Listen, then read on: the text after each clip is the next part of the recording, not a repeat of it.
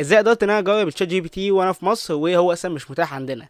كل اللي انا عملته ان انا دخلت على جوجل وعملت اكستنشن في بي ان، اي في بي ان مش هيفرق، بس انا اللي جربته كان اسمه زين ميت. بعد كده عملت اللوكيشن بتاعي المانيا لان هو متاح الشات جي بي تي في المانيا، وهتقوم كاتب على جوجل الاي بي لوكيشن وهي هتخش على اي موقع وتاكد ان اللوكيشن بتاعك معمول فعلا في المانيا، مجرد بس حركه تاكيديه. بعد كده قمت داخل على تشات جي بي تي وقمت عامل ساين اب ودخلت ايميل وباسورد. الايميل ممكن انت تدخل الايميل بتاعك او انت تخش مثلا على موقع زي تمب ميل وتاخد منه ايميل وهمي، مش تفرق في حاجه. بعد كده هيبعت لك فيريفيكيشن كود، لو انت من تمب ميل هيظهر لك، ولو هو الايميل بتاعك تخش على جيميل وتجيب الكود عادي خالص وتدخله. بعد كده بقى هيطلب منك رقم تليفون، وهنا بقى التركايه، لان انت لو دخلت رقم تليفون مصري هيقول لك لا معلش الخدمه دي مش متاحه في بلدك. طب هتعمل ايه؟ انت محتاج كده رقم تليفون يكون من بلد بره مصر.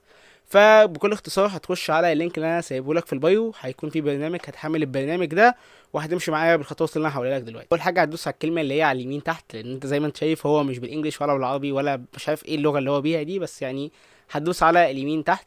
دي واجهه الساين اب، هتدخل الايميل، ممكن الايميل بتاعك او ممكن برضه ايميل من تمب ميل عادي. وبعد كده الباسورد، هتعمل الباسورد بنفس الصيغه اللي قدامك دي، ويعني مش شرط نفس الكلمه، بس يعني ممكن انت تغير الكلمه، بس اهم حاجه ان هو يكون بنفس الصيغه دي.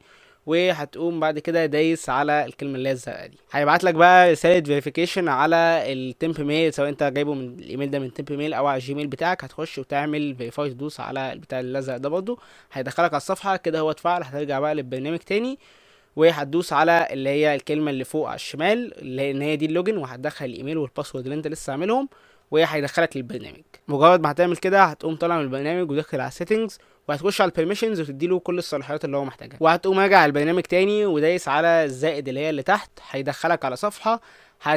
اول اختيار اللي قدامك ده هتقوم مدخل فيه اي اسم، اي حروف مش فارقه اسمك او اي حروف، هي مش تفرق. وهتقوم دايس على اللي هي الكلمه اللي زي سيف فوق خالص دي على اليمين، وهتقوم بعد كده دايس على اول اختيار. بمجرد ما هتعمل كده هيقوم محمل، وبعد كده هتقوم دايس برضو على فوق برضو على اليمين اللي هي كأنها سيف. هيظهر لك بقى قدامك رقم، هو ده الرقم اللي انت هتاخده. هتقوم عامل الحته بتاعتك اللي هي البلد اللي بتاعت الرقم دي، هتقوم عاملها بولندا، وهتقوم مدخل الرقم اللي هو اداهولك. بعد كده تشات جي بي تي هيقول لك ان هو في كود المفروض يتبعت على التليفون. هتقوم راجع تاني للبرنامج وداخل على اللي هي المسجز اللي تحت دي، ايقونه المسج، هتلاقي فعلا ان في مسج اتبعتت. هتقوم اخد الكود ده كوبي بيست في تشات جي بي تي. مبروك عليك كده يا معلم، تشات جي بي تي اشتغل عندك وانت في مصر، وهتجربه قبل اي حد. فما تنساش بقى يعني تظبطني بلايك كومنت بتاع حركات كده، وبس كده.